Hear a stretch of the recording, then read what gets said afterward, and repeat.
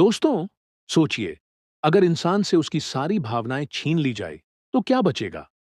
एक शरीर, एक सिस्टम या सिर्फ एक मशीन?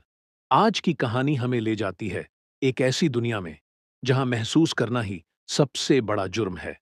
फिल्म का नाम है इक्विलिब्रियम 2002 और ये कहानी आपको झकझोर देगी क्योंकि यहां इंसान से इंसानियत ही छीन ली गई है। फिल्म की शुरुआत होती है तीसरे विश्व युद्ध के बाद की दुनिया से। जंग ने पूरी धरती को तबाह कर दिया था। लाखों लोग मारे गए, शहर राख बन गए और इंसानियत पर से भरोसा खत्म हो गया।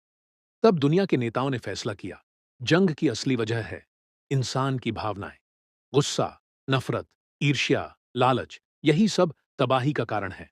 और इसी सोच से जन्म हुआ लीब्रिया नाम के शहर का। एक ऐसी जगह जहां इंसान को हर भावना से मुक्त रखा जाता है। हर दिन हर नागरिक को प्रोजियम नाम का इंजेक्शन लगाना पड़ता है, जो उनके अंदर की सभी भावनाएं खत्म कर देता है। ना प्यार, न गम, न हंसी, न दर्द, बस एक जैसी सोच और एक जैसी जिंदगी। यहां सरकार सब पर नजर रखती है। हर घर में सेंसर लगे हैं ताकि कोई भावना महसूस न कर सके। जो भी इंसान प्रोजियम लेना छोड़ देता है, उसे सेंस ऑफेंडर कहा जाता है और उसकी सजा है मौत। अब कहानी में आता है हमारा हीरो, जॉन प्रेस्टन, जो एक ग्रामेटोन क्लरिक है। ये क्लेरिक्स सरकार के सबसे खास एजेंट होते हैं। इनका काम है उन सेंस ऑफेंडर्स को ढूंढकर खत्म करना, जो छिपकर कला, संगीत, किताबें या भावनाएं जिंदा रखने की कोशिश करते हैं। जॉन प्रेस्टन दुनिया का सबसे कुशल क्लरिक माना जाता है।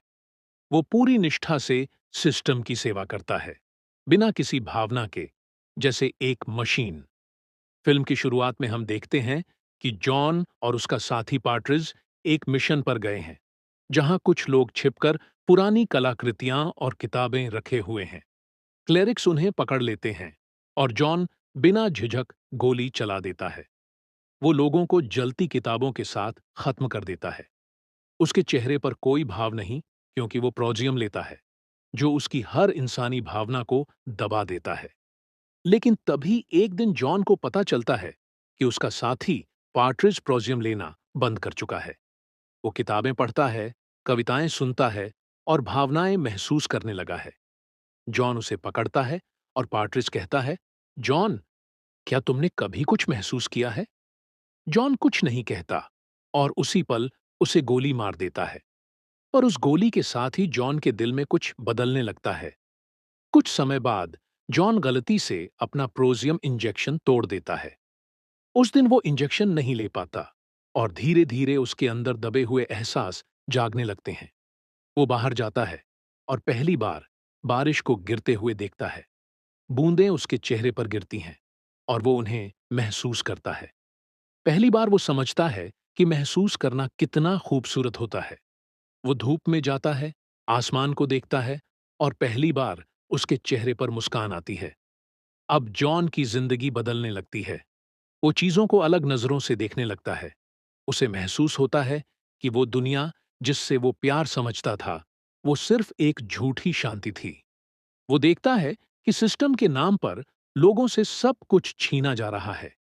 इसी बीच उसकी मुलाकात होती है मैरी ओब्रियन से। मैरी एक ऐसी महिला है जो रेजिस्टेंस नाम के संगठन से जुड़ी है। वो उन लोगों में से है जो प्रोजियम नहीं लेते और अपने अंदर की भावनाओं को जिंदा रखते हैं। जॉन उसे गिरफ्तार करता है, लेकिन जब वो उससे बात करता है, तो उसे महसूस होता है कि मैरी दूसरों से अलग है। वो उसकी बातों में गर्माहट है, उसकी आंखों में सच्चाई है। मैरी जॉन से कहती है, बिना महसूस किए जीना असल में जीना नहीं, बस मौजूद रहना है। जॉन धीरे धीरे मैरी के करीब आता है। वो अब अपनी डोज लेना बंद कर देता है।